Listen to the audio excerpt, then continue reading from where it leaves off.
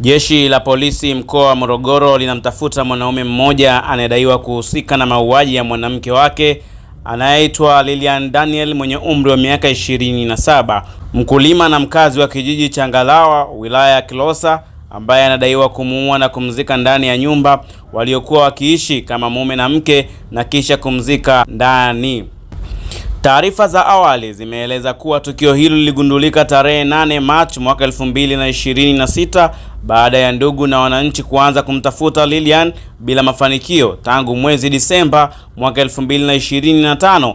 Ndipo likaja wazo la wao kuamua kufika katika nyumba ya mtu aliyedaiwa kuwa na uhusiano naye, wakihisi anaweza kuwa na taarifa kuhusu alipo. Imeelezwa kuwa wakati wakichunguza nyumba hiyo, ndugu na baadhi ya wananchi waligundua uwepo wa kaburi ndani ya nyumba hiyo na kutoa taarifa kwa jeshi la polisi, ndipo ukapatikana mwili uliokuwa umefukiwa ndani. Jeshi la polisi mkoa wa Morogoro limesema uchunguzi wa tukio hilo unaendelea na juhudi za kumtafuta mtuhumiwa zinaendelea. Pia wametoa wito kwa mtu yoyote mwenye taarifa zinazoweza kuisaidia kupatikana kwa mtuhumiwa huyo ambaye jina lake halijatajwa, watoe ushirikiano kwa kufika katika kituo cha polisi kilicho karibu au kuwataarifu viongozi wa serikali za mitaa. Kwa taarifa zaidi, endelea kufuatilia Spruce Online TV ili uweze kupata update na makala mbalimbali.